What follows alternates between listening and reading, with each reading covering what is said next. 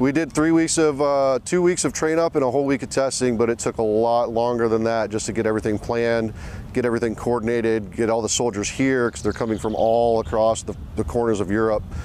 So it was a pretty big process just to try to get everybody here logistically, but we had a great team working for us and we were able to pull it off. The last week I think is one of the smoothest weeks. Everybody's here, they've been training, they've done it for the last 2 weeks. So once everybody's comfortable, the graders know the schedule, everybody knows just how things are supposed to work. So the very last week, the testing week, it's a little bit more nerve-wracking for the candidates because now this is the week that actually counts. But it goes pretty well because they've had those 2 weeks of train up. So I think I don't think it could have gone any smoother. The Army has the expert badges. It started off with the expert infantry badge, and it was just a way to recognize soldiers going above and beyond their actual job. Granted, they're all skill level 1 tasks, but this is a completely voluntary test, and it just kind of puts those soldiers up on exemplifies those soldiers a little bit, gives them that recognition that hey, I can do all these things. I'm an expert in my field and in my craft.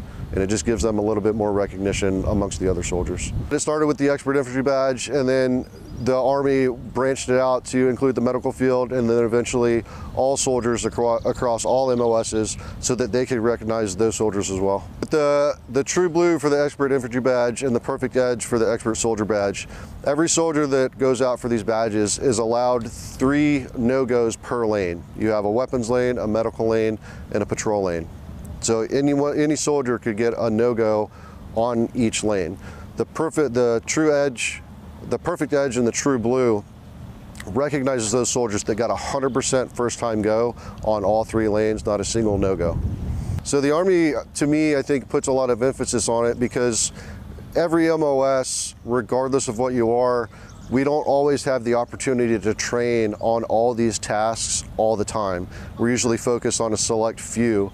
So having these 3 weeks to solely focus on these tasks, we're getting a lot of training that we wouldn't normally regularly get in our day-to-day jobs. But it's also useful for leaders to get their badge. It helps to motivate their soldiers if they see their squad leader or team leader putting out all this effort to get their badge. It motivates the soldier to want to follow that leader and earn their badge as well. And it also it helps a lot with promotion. They'll see that they've put so much time and effort into getting this badge and to being an expert in their craft that sometimes it's looked highly upon for promotion. It's very humbling. Because I've done this before and I've earned my badge. I earned my badge back in 2012. It's 2024 now. I've been through a number of these exercises and training events at many different levels, many different installations, and just to see it all come together and how everybody plans it different and kind of runs it different.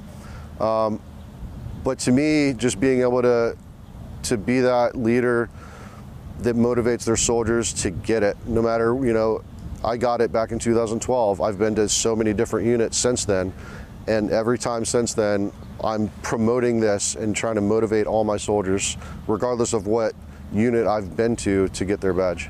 My advice for people that didn't make it through this time is to just don't give up. There's a number of people that have done it 2, 3, or 4 times and got it on their 4th one.